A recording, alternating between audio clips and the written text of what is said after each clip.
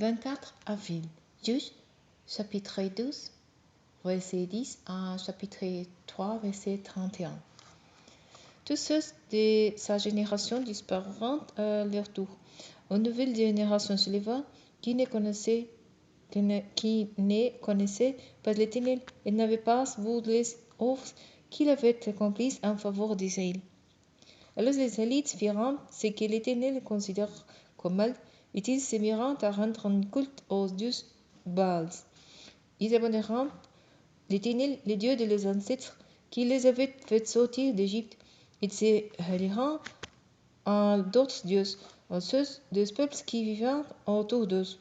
Ils se prosternèrent devant ces dieux et imitèrent l'Éternel. Ainsi, ils abandonnèrent l'Éternel pour rendre un culte aux Baals et aux Astartés. Alors l'Éternel se mit en colère contre les Israélites, et il les abandonna aux violences des Pilates qui les dépilèrent. Il les livra au pouvoir de leurs ennemis de l'entour, de ceux qu'ils ne furent plus capables de leur résister. Chaque fois qu'ils entreprenaient une campagne, l'Éternel intervenait craintos pour leur malheur, comme il le leur avait déclaré et même annoncé par sa main. Ainsi ils furent réduits à la plus grande détresse. Alors l'Éternel leur suscita des chefs qui les livrèrent des Pilates. Mais les Israélites n'obéirent pas non plus à ces chefs. Ils se prostituant avec d'autres dieux et se prosternèrent devant eux. Ils s'écartèrent très vite du chemin qu'avaient suivi leurs ancêtres qui obéissaient aux commandements de l'Éternel. Ils ne suivirent pas leur exemple. Chaque fois que l'Éternel suscitait un chef, il aidait cet homme, et il délivrait les Israélites de leurs ennemis pendant toute la vie de ce chef. En effet, lorsque l'Éternel entendait son peuple gémir sous le joug de ses oppresseurs et de ceux qui les maltraitaient, il avait pitié d'eux.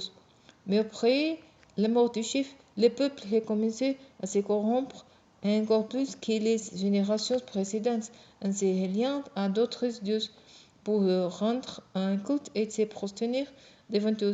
Ils refusaient d'abandonner leurs pratiques et s'obstinaient dans leur conduite. L'Éternel se mit donc en colère contre Israël et déclara: puisque ce peuple a violé l'alliance que j'avais conclue avec leurs ancêtres et qu'ils ne m'écoutaient pas, désormais je ne déposséderai plus devant eux un seul des peuples qui subsistaient dans le pays à la mort de Josué. Je me servirai d'eux pour éprouver les Israélites, pour voir si oui ou non ils souviennent la veille que je leur ai prescrite et m'observent comme l'ont fait leurs ancêtres. L'Éternel laissa donc subsister sans se presser de les déposséder, ces peuples qu'il n'avait pas livrés au pouvoir de Josué. Voici quels peuples de l'Éternel laissa subsister pour mettre à l'épreuve les Israélites qui n'avaient pas participé aux guerres pour la conquête de Canaan. Il voulait que les nouvelles générations d'Israélites qui n'avaient pas connu la guerre apprennent ce qu'est la guerre. L'Éternel laissa donc dans les pays les 5 principautés philistines, tous les Cananéens et les Sidoniens, les Éviens qui habitaient la chaîne du Liban, depuis la montagne de Baal-Hermon jusqu'à l'Ebo-Hamath. Ces peuples serviront à prouver les Israélites pour savoir s'ils obéiront aux commandements que l'Éternel avait donnés à leurs ancêtres par Moïse. Ainsi les Israélites habiteront au milieu des Cananéens, des Hittites, des Amoréens, des Phérésiens, des Éviens et des Jébusiens. Ils épouseront leurs fils, donneront leurs propres fils à leurs fils et adoreront leurs dieux. Les Israélites firent ce que l'Éternel considère comme mal. Ils obéiront l'Éternel leur Dieu et rendirent un culte aux dieux Baals et Asherah. L'Éternel les mit en colère contre Israël et il les livra au pouvoir des cousins Hitiaïm, roi de Mésopotamie.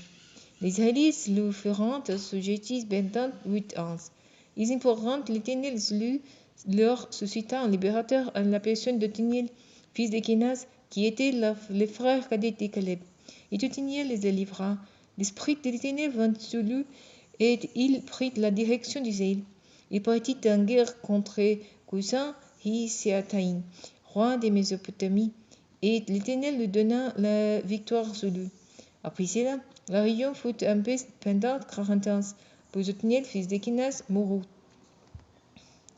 Les Israélites recommenceront à faire ce que l'Éternel considère comme mal. À cause de cela, l'Éternel fortifia Eglon, roi de Moab, et les dressa contre Israël.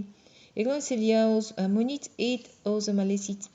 Et ils attaqueront les Israélites, les bâtiront et s'empareront de la ville des pommiers.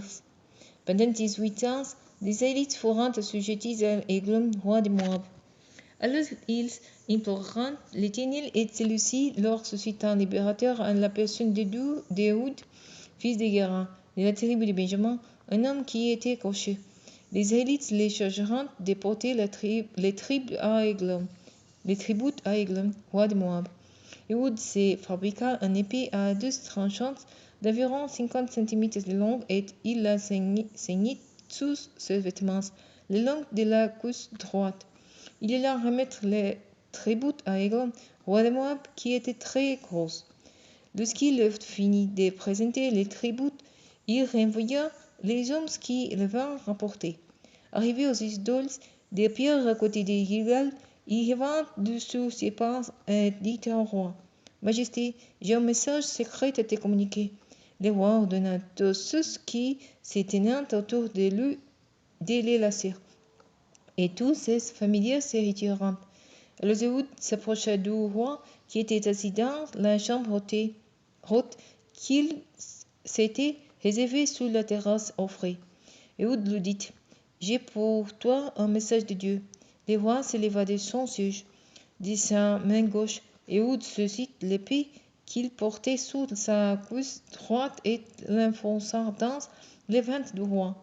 La poignée elle-même pénétra après la lame, et la graisse se referma sur la lame, car Éhoud laissa l'armée dans le ventre du roi, puis sortit par le vestibule, après avoir fermé les portes de la chambre haute à clé derrière lui. Quand il fut sorti, les serviteurs du roi revirent, et ils constatèrent que les portes de la chambre haute étaient fermées à clé. Ils attendirent, se disant que le roi était en train de faire ses besoins dans la chambre d'été. Ils attendirent un bon moment. Enfin, ne sachant plus que penser, et comme ils n'ouvraient toujours pas les portes, ils prirent la clé et ouvrirent eux-mêmes, et voici que leur maître était étendu à terre morte. Pendant qu'ils s'étaient ainsi attardés, Éhoud s'était échappé. Il dépassa des idoles de pierre et s'enfuit vers Séra. De ce qu'il fut arrivé là, il sonna du cours dans les montagnes d'Éphraïm. Les Israélites descendirent des collines, et il se mit à leur tête. Suivez-moi, leur dit-il, car l'Éternel vous donne la victoire sur vos ennemis les Moabites. Ils les suivirent donc, et ils occupèrent les gueuses du Jourdain pour couper les passages aux Moabites, ne laissant personne traverser la rivière. Ils tournèrent ces jours-là environ 10 000 hommes de Moab, tous robustes et aguerris, et ils ne laissèrent aucun escapé. Moab fut affaibli à partir de la part des Israélites, et la région connut la paix pendant 80 ans.